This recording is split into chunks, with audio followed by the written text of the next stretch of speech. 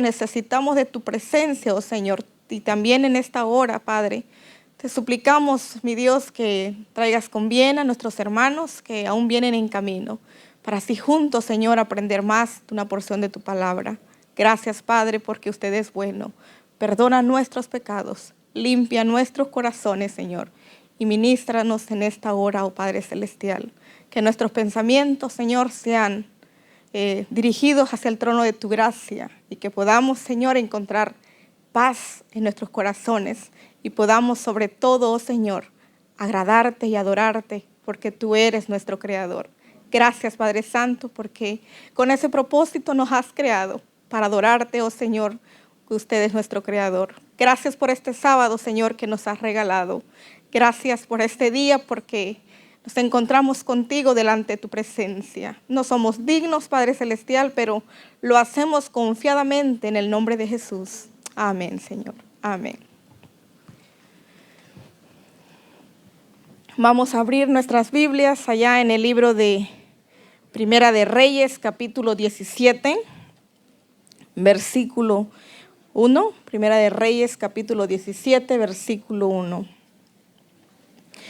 Hoy en esta noche les voy a hablar acerca de un hombre que dejó la comodidad para ir y amonestar a un pueblo que estaba rebelde, a un pueblo que se vea alejado de las cosas, se vea alejado del verdadero Creador, a un pueblo que había dejado a su Creador y se fue a adorar a lo que había creado. Un hombre que vivía lejos de la ciudad, un hombre que vivía en las montañas, un hombre que su vestimenta era tan sencilla, diferente a los demás. Era un hombre que se podía distinguir, podíamos decir, entre la multitud. Vamos a leer allá en el libro de Primera de Reyes, capítulo 17, versículo 1. Y dice: entonces Elías tisbita, que era de los moradores de Galaad, dijo a Acab: vive Jehová, Dios de Israel, delante de cual estoy, que no habrá lluvia ni rocío en estos años, sino por mi palabra. ¿Quién era Elías? Elías era un profeta. Elías era un mensajero de Dios. Elías, un profeta que va de parte de Dios con un mensaje. ¿El mensaje de dónde venía? De parte de Dios. Y era un mensaje tan corto. ¿Y cuál era el mensaje que él llevaba? En 3 frases nada más: no va a llover. Y mientras la hermana cantaba, mi mente meditaba. Si el pueblo de Israel en ese entonces hubiese cantado: Señor, derrama tu lluvia, Dios hubiese perdonado, porque Dios había dicho en el libro de Crónicas 7:14, dice, si acaso se cerrare los cielos y si la langosta viniera y destruyere, dice, pero si mi pueblo, el cual donde mi nombre es invocado, se humillare, buscare mi rostro, entonces, dice, Dios abriría las ventanas de los cielos y entonces sanaría su tierra, perdonaría a su pueblo y sanaría su tierra.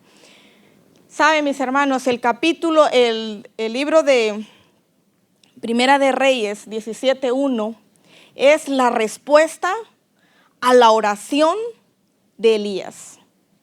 Como le dije, Elías llevaba un mensaje y el mensaje solamente era 3 frases: no lloverá.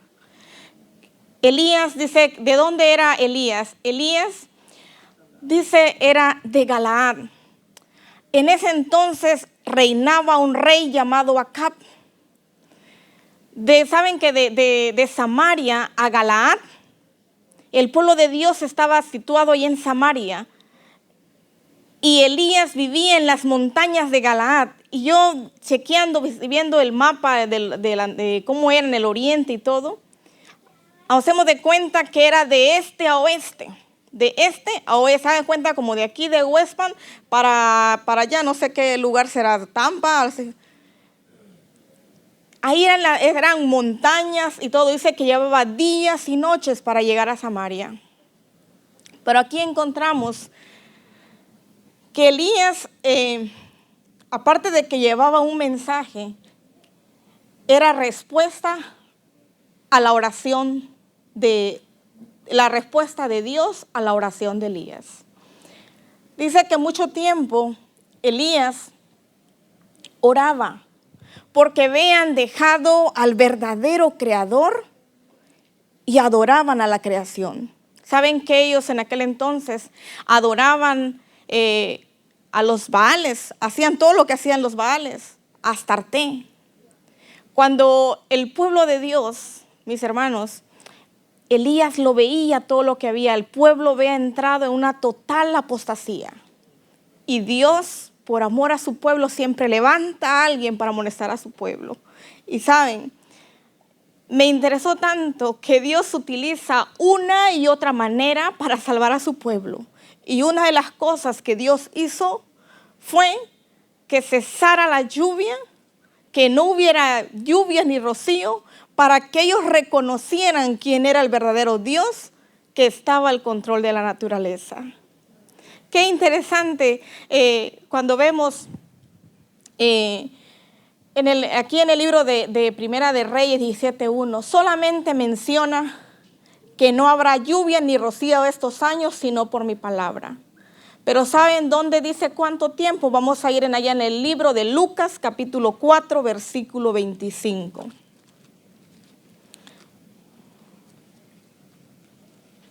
Lucas 4:25.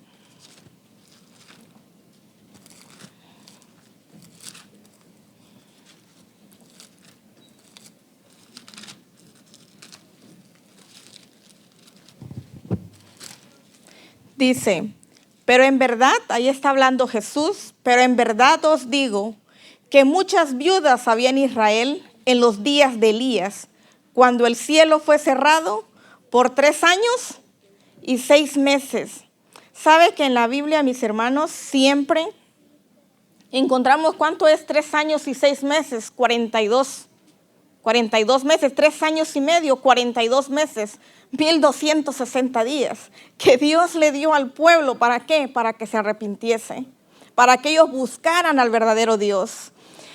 Dice que cuando Elías llevó el mensaje, él cuando bajaba de allá de las montañas, dice que él miraba los verdes bosques, los ríos cómo fluían, veía, dice, toda la naturaleza, pero no pasó por su mente, dice, no entró ni un ápice de duda de decir que Dios no iba a hacer eso. Al ver todo frondoso, podía decir como en los tiempos de los diluvios de Noé, ¿cómo va a caer la lluvia si nunca ha llovido? Elías, un hombre de fe, dice que él no dejó por ningún momento que la duda lo agobiara y siguió adelante para llevar un mensaje. Y el mensaje, cuando se presentó, dice, llevó días y noches caminando para llegar a Samaria para dar el mensaje. Estando ahí, saben que antes, para presentarse delante del rey, no solamente como cualquiera venía, inclusive en estos tiempos, para presentarse delante del presidente o algo, imagino que hay que tener conecte o venir o alguien que sea llegado al presidente para que uno pueda acceder ahí. Y si eso nos damos cuenta, en los tiempos de la reina Esther, se recuerdan que cuando se puso el edicto de que iba a dar muerte al pueblo de Israel, al pueblo judío, Esther vino y dice, ya tiene casi como un mes que el rey no me ha llamado. Pero, dice, pero me presentaré aunque no me haya llamado, pero si perezco, que perezca. Para que alguien podía presentarse delante del rey, tenía que venir y estirar su cetro. Estirar su cetro era símbolo de que sí era aceptado. Y si no lo aceptaba, si no estiraba, ¿qué? No era aceptado. ¿Y saben qué? Era digno de muerte. Y aún así Elías, por eso, viendo esto, un mensajero de Dios deja la comodidad, y no solamente la comodidad, arriesga su vida por llevar el mensaje. A veces el mensajero de Dios nunca, a veces es bien recibido en su mismo pueblo. Vemos entonces, volvamos allá en el libro de Primera de Reyes, capítulo 17:1. Sigamos leyendo. Elías se presenta y cuando llega, Elías también dice, como era un hombre de fe y oración, ¿y sabe cuál era el ministerio? Como había dicho, el ministerio de Elías. ¿Sabe cuál era el ministerio? Imaginémonos, por ejemplo, vemos el ministerio de diaconisa, el ministerio de diáconos, de obra misionera, el ministerio de damas. El ministerio de Elías, ¿sabe cuál era? El ministerio de Elías era detener la apostasía. Ese era el ministerio de Elías. Dice que cuando Elías llegó delante de la presencia del rey, en un momento, dice que nada más llegó, ni tan siquiera dejó que el rey hablara. Dice, la palabra ya había sido dicho, el mensajero salió, entonces entra lo que es el versículo 2 y dice, vino a él palabra de Jehová diciendo, apártate, vete de aquí y vuélvete al oriente y escóndete en el arroyo de Kerit que está delante de ti. Interesante esto en una frase donde Dios le dice a Elías, apártate y vete de aquí. ¿Y a dónde lo mandó? Al arroyo de Kerit. Y vete al oriente. ¿Sabes a dónde quisiera llevarlo a sus mentes? Samaria. Vamos a decirle Samaria está aquí. Y Galaad está aquí. Él va hacia Samaria y Dios le dice que vuelva al oriente, nuevamente que vuelva para atrás. Antes de que cruces el Jordán, ahí vas a encontrar un arroyo que se llama Kerit. Un arroyo donde fluía agua, ¿verdad? Cuando nosotros vemos y viendo las montañas de Galaad, yo lo buscaba en el mapa y lo chequeaba y está a una distancia grande y unas grandes montañas y dije, wow, por ahí estuvo Elías caminando. Y saben, interesante de esto, Dios lo mandó nuevamente por donde él había venido. Después de ahí, Elías, encontramos un mensaje como el mensajero.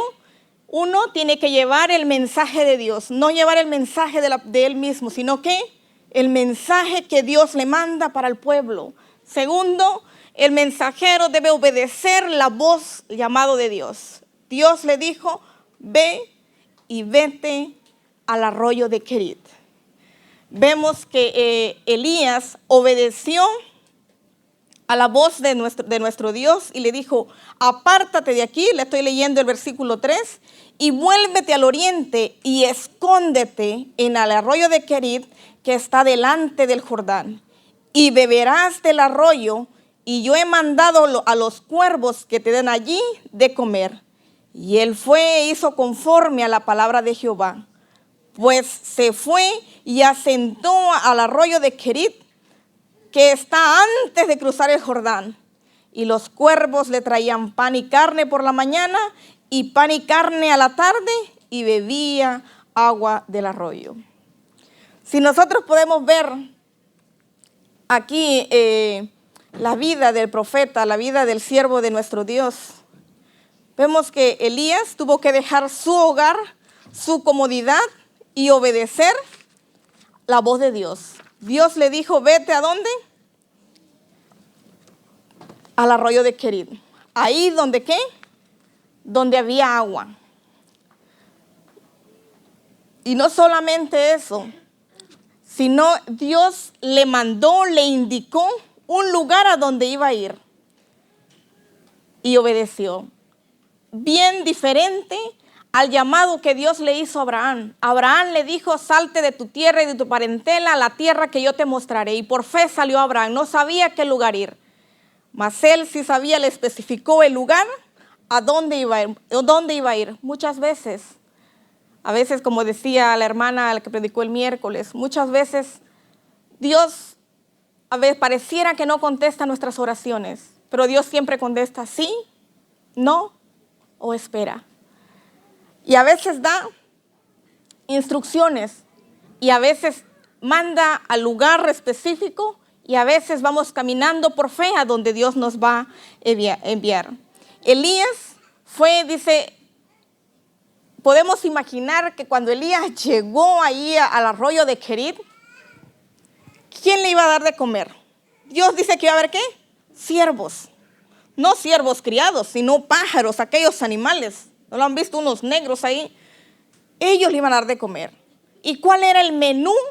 ¿Y sabe qué? El menú era lo mismo en la mañana, lo mismo en la tarde. Pongamos a imaginarnos que el menú fuera frijol y arroz en la mañana, frijol y arroz en la tarde, y así por un largo tiempo. Porque nosotros leemos ahí, dice que, ¿cuál era el menú de él? Pan y carne, mañana y tarde, tarde y mañana. ¿Y de dónde bebía? Agua del arroyo. Por eso ahora entiendo, dice que para los siervos de Dios, para los hijos de Dios, su pan y sus aguas estarán seguras, así como Elías. Entonces, Elías va más allá. Cuando llegó el tiempo, estuvo, dice, casi un año. Mientras Elías estaba allí en el arroyo de Querid, que Dios lo estaba alimentando por medio de los cuervos, yo pensaba en mi mente, en la mente humana, y decía, ¿cómo es que hasta los animalitos obedecen a Dios y el ser humano no obedece? ¿Cómo es? ¿Quién le dijo al cuervo que dónde estaba Elías? Y dije, ¿quién cocinaba el pan todos los días? ¿Dónde traía la carne todos los días? Pero un día el arroyo se secó. La Biblia dice que después de eso, que el arroyo se secó, imaginémonos cómo se puso el siervo de nuestro Dios, cómo se puso Elías, que no había agua. ¿Sabes que el ser humano puede aguantar no comer, pero el agua no? Porque la mayor parte de nuestro cuerpo está hecho de agua. Entonces nos damos cuenta que él podía haber subsistido quizás sin comida, pero con agua no, sin agua. El cuerpo del ser humano no iba a aguantar. Pero ahí vemos, hermanos, cómo Dios sustentó a su hijo, aún en medio de la crisis que estaba sucediendo allá en el pueblo de Israel por causa de la apostasía. Mientras Dios protegía a su siervo, a Elías, allá en el arroyo de Querid, le daba pan y agua todos los días que estaban seguros, el pueblo de Dios dice que pasó un año, dice la sierva de Dios, que ahí entonces los campos quedaron secos, humeaban, habían como torbellinos de polvo, que ese mismo polvo ahogaba. Los padres tenían que ver con sus propios ojos cómo venía y cómo morían sus hijos. Los ganados, dice, venían y morían, languidecían.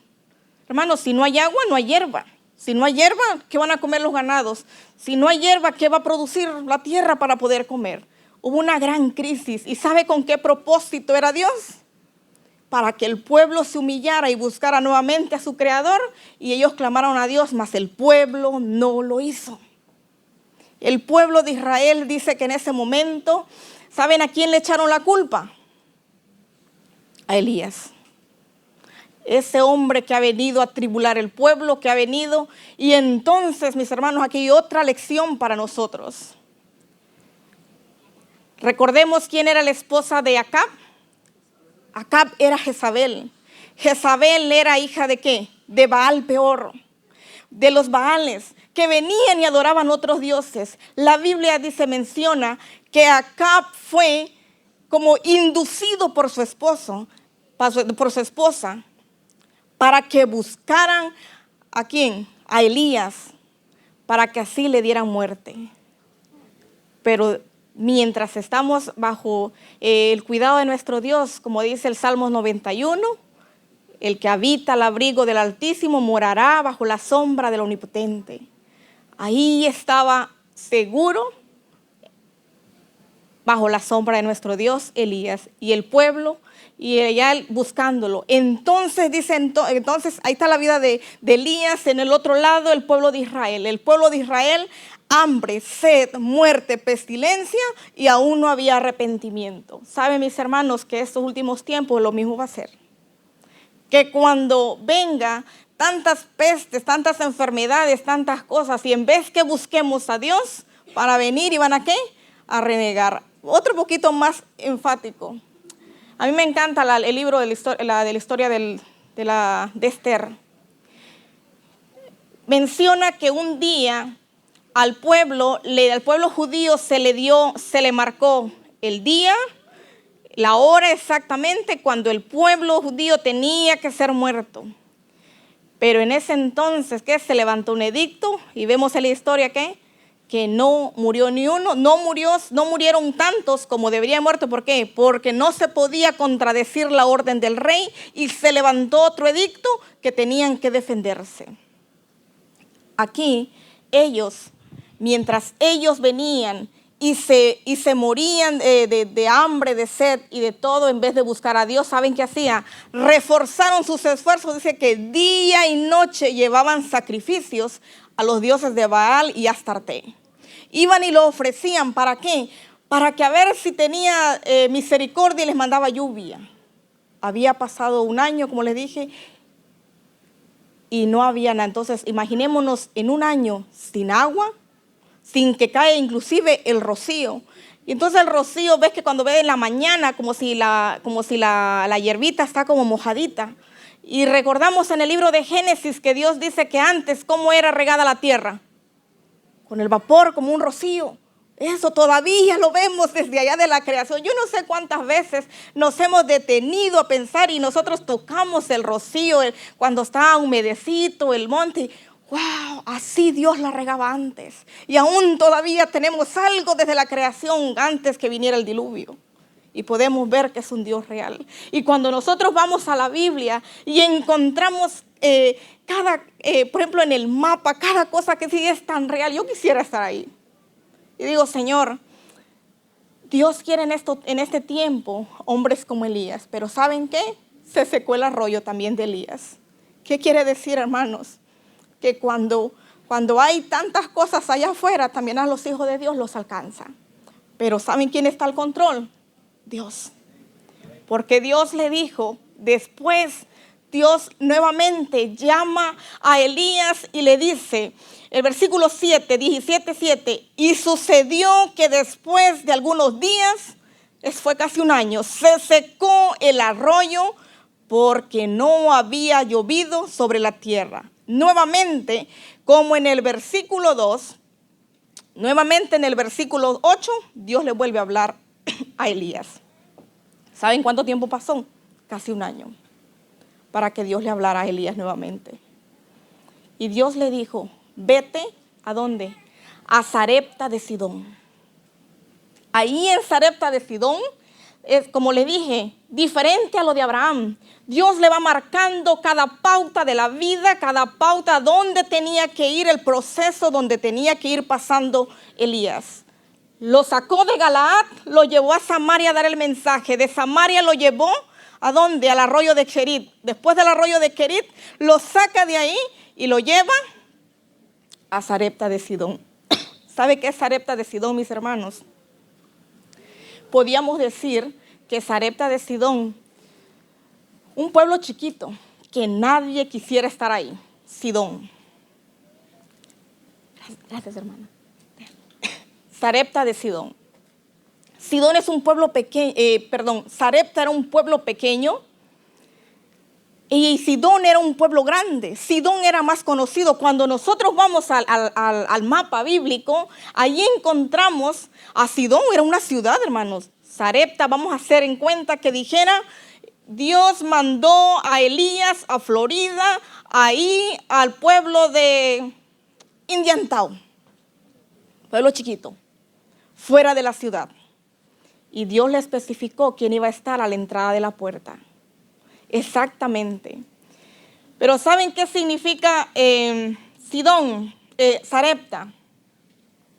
Sarepta significa refinación. ¿Qué quiere decir, mis hermanos? Que en el proceso, cuando Dios va utilizando a sus mensajeros, no quiere decir que ya está completa la obra. Porque Pablo dice, aquel que comenzó la buena obra en ti será fiel en completarla.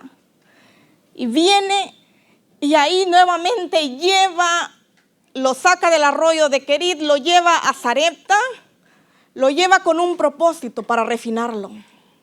Hoy, yo no sé cuál sea tu Sarepta. Muchas veces nosotros no queremos pasar por ese lugar, por Sarepta. ¿Sabe que Sarepta era un lugar fuera de la ciudad? Un lugar que estaba apartado, un lugar inclusive que era Podíamos decir que nadie quería terminar sus últimos días ahí en ese lugar. Era un lugar, podíamos decir, desechado de la ciudad, de la sociedad, pero ahí Dios se obró milagrosamente en ese lugar. Y ahí vemos en Sarepta, era un lugar que nadie lo reconocía. Era un lugar sin renombre. Como dice, nadie quizás sueña terminar sus últimos días ahí en ese lugar. Nadie creo que sueña terminar su vida en refinación, si no completado la obra cuando Cristo venga. En segundo lugar, vemos que Elías, así como Dios hizo con Elías, que lo llevó a Sarepta, Dios a cada uno de sus grandes líderes, antes de llevarlo a ser un más gran líder, Dios viene y le da a cada uno de ellos, cuando vemos en la Biblia grandes héroes que hicieron algo en sus vidas por causa de Jesús, hubieron grandes milagros. Cada historia de la Biblia observarás, por ejemplo, el desierto de Moisés, la cárcel. Antes de venir y de ser José un gran líder, tuvo que pasar por la cárcel. Antes de llegar antes de que esta Esther llegara a ser una reina, tuvo que pasar por la orfandad, tuvo que ser huérfana. Antes de que Ruth fuera a llegar a ser esposa de la descendencia misma de Jesús, tuvo que pasar una viudez. Cada uno. Por eso dice, así como Jesús antes de salvarnos tuvo que pasar por la cruz. Antes de dedicar a una persona su misión de forma pública y poderosa, Dios lo refina en privado. Por eso Dios permite que pasemos por el Sarepta. Yo no sé cuál sea tu Sarepta esta noche. Yo no sé cuál te impide que te quedes ahí nada más en el arroyo de Kerit y te quedes ahí en la sequedad de tu vida. Dios quiere que vayas más allá, que te vayas a Sarepta, aunque cueste, aunque sea refinación en tu vida, pero Dios quiere hacer milagros en tu vida. ¿Sabe por qué? Elías hizo 3 milagros ahí. Una, cuando se presentó ante la mujer y le dijo, dame de beber, dame algo de beber. Y sabe que esas palabras, ¿sabe a quién les recuerda esas palabras que lo pronunció a una mujer? A Jesús. Dame agua de beber. Y la mujer fue ¿y quién era? Era una viuda. Era, podíamos decir, una mujer de allá, lejos, que quizás ni tenía, era viuda, no tenía esposo, y lo único lo que la Biblia menciona era viuda y tenía un solo hijo. Y Elías mandó ahí, pero ¿sabe por qué llegó ahí? Porque esta mujer, aunque era pagana, vivía con la luz conforme a la luz que se le había dado. Ahora entiendo por qué dice que muchos, por eso dice, en aquel día dice, hay muchas ovejas, pero un día solamente habrá un rebaño y un pastor. Ellas oirán mi voz y escucharán mi voz, y entonces habrá solamente un rebaño y un pastor. ¿Qué quiere decir? Que muchos hermanos allá, fieles, nuestros hermanos pentecostales, testigos y todos, un día escucharán el mensaje. Pero ese mensaje tiene que haber, ¿qué? Un mensajero con el mensaje de Dios. Y un mensaje que dé, como dice, el sonido certero. ¿Y cuál es el mensaje de estos últimos tiempos? Que Jesús viene pronto. Que las cosas que están sucediendo nos enseña la pronta venida de Jesús.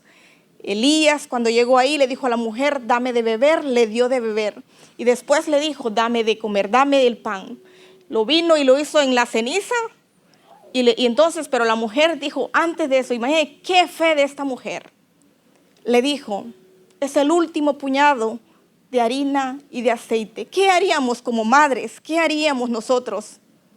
Daríamos lo último que es para nuestros hijos. Ella claramente, la historia dice, este es el último poco de aceite y de harina. Nosotros vamos a comer y vamos a morir. Y ahí me recordé que la fe de esta mujer, ¿qué quiere decir? Que muchos allá afuera, hermanos, tienen más fe que nosotros. Porque Jesús un día dijo con el centurión, en ninguno en el pueblo de Israel no ha hallado tanta fe como en este hombre. Y aún en estos días se está cumpliendo, mis hermanos. Si nosotros fuimos llamados, hermanos, nosotros necesitamos, hermanos, urgentemente la presencia de Dios en nuestra vida y el poder del Espíritu Santo. Recordamos el Elías de antaño. El segundo Elías es ilustrado por Juan el Bautista. Hoy en estos últimos tiempos, Dios levantará a Elías. Yo me pregunté, ¿seré que estoy junto con el pueblo en la apostasía? ¿O soy como Elías diciendo la verdad? Es algo que nosotros tenemos que venir y pararnos y ver. Y buscar a nuestro Dios.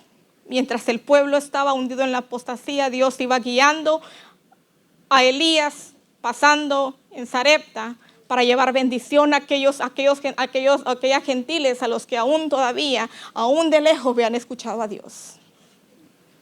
En los últimos tiempos, cuando el tiempo de gracia se vaya cerrando, aún hay tiempo de gracia para aquellas personas allá afuera, cuando escuchen el último llamado con lo que dice el libro de Apocalipsis 18:4. Se cumplirá entonces cuando dice, entonces la tierra fue alumbrada con toda su gloria, dice, ¿y qué? El evangelio tiene que ser predicado con toda su totalidad. Y en ese mensaje, en ese plan estamos incluidos tú y yo. Dios nos ha incluido. Ahora la decisión es, ¿quieres tú ser parte del mensaje? ¿Quieres ser tú un mensajero de Dios? Y recordando, mis hermanos, que llevar el mensaje, ser un mensajero de Dios, tiene que venir y dejar uno la comodidad. Elías dejó la comodidad de su hogar. Tienes que venir y muchas veces ser reprochado por el mismo pueblo. Porque los que lo rechazaron a Elías y no quisieron el mensaje fue el pueblo de Israel, no fue otro pueblo. ¿Para quién era el mensaje? Para el pueblo de Israel. Y cayó en apostasía. Hermanos, el salmista, el sabio Salomón dice en el libro de Eclesiastés, no hay nada nuevo debajo del sol. Todo lo que ya fue, volverá a ser. Somos un pueblo especial, con un llamado especial, con un mensaje especial, para llevar las buenas nuevas allá afuera. Con un mensaje, hermano, yo digo, qué poderoso mensaje tenemos. Y ¿sabe cómo lo tenemos? Metido en un almú. Yo me alegro, hermanos, de verdad, me alegro cuando yo escucho personas, hermanos, hermanas, que hacen el mensaje con poder. Yo sé que lo están grabando y yo sé que ella lo va a ver. Cuando uno parece que estuviera, podríamos decir, como no desanimado, sino que pareciera, como dice la palabra de Dios, Señor, la mies es mucha y los obreros son pocos. Rogad pues para que Dios mande más obreros para sus mies. Cuánto deseo, mis hermanos, que nos podamos unir en oración y vayamos de dos en dos dando el mensaje y el mensaje de buenas nuevas que Cristo viene pronto.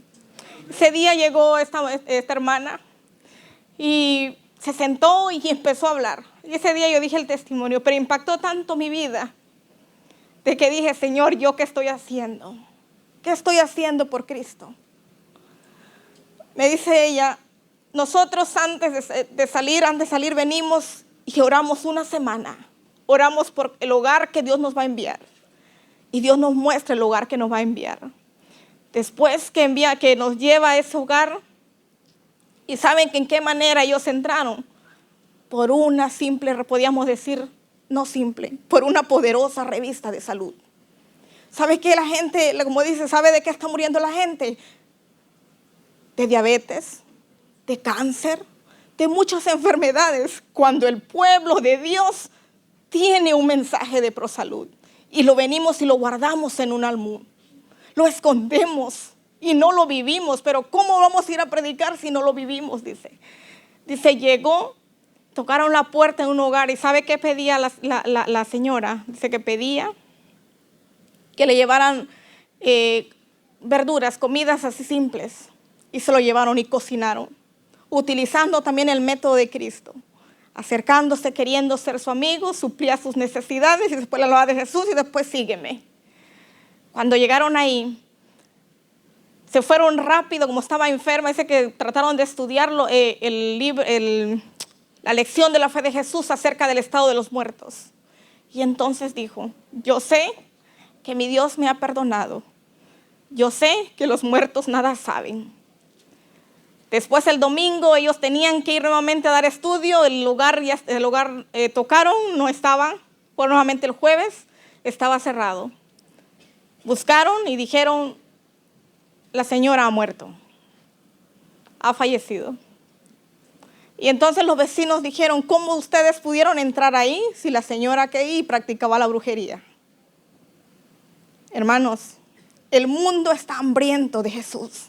Y aunque no lo creamos, hermanos, de verdad, ayer que nosotros visitábamos, yo me quedé con una impresión lo que el hermano dijo. Yo en esta semana, dijo, a mitad de semana, algo así, si alguien me corrige, que fueron, sabía que alguien iba a venir a visitarme. Hermanos, hay necesidad. Y nosotros estamos sentados.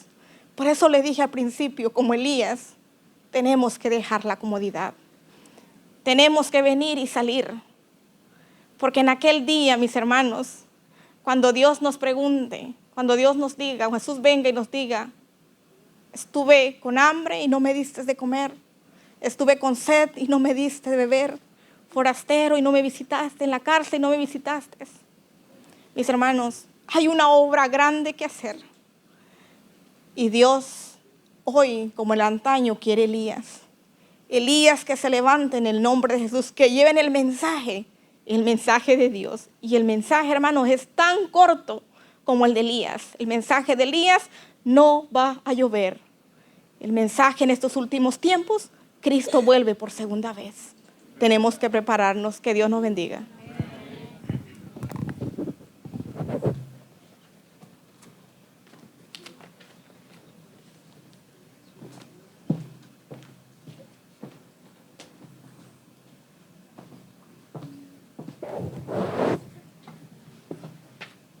Número 193. Dios nos ha dado promesas. Pongámonos de pies, familia.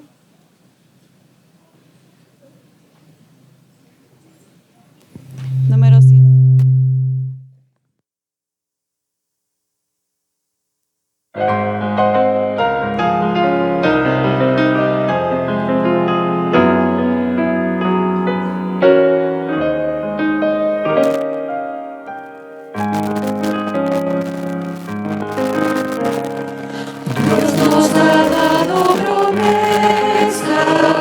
Lluvias de gracia enviaré, dones que os den fortaleza, gran bendición os daré.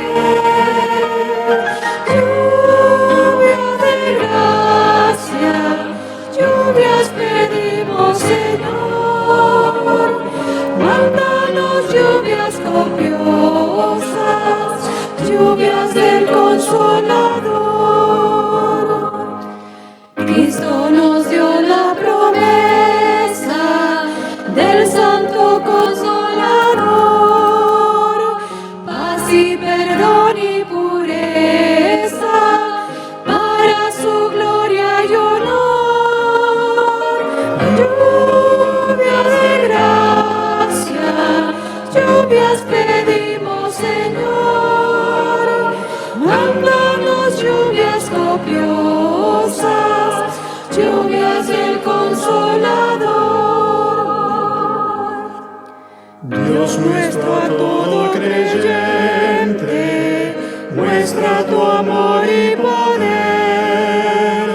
Tú eres de gracia la fuente, llenas de paz nuestro ser.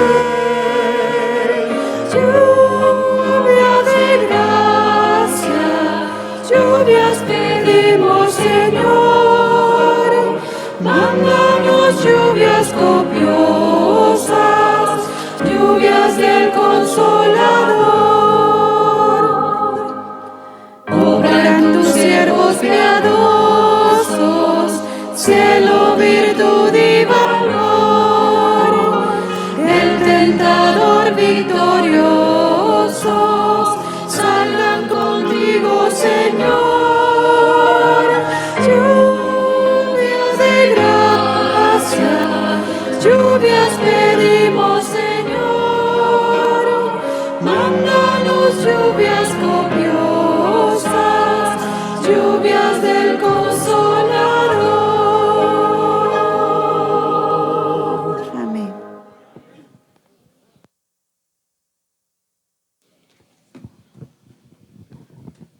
Vamos a ir de rodillas y vamos a terminar con una oración.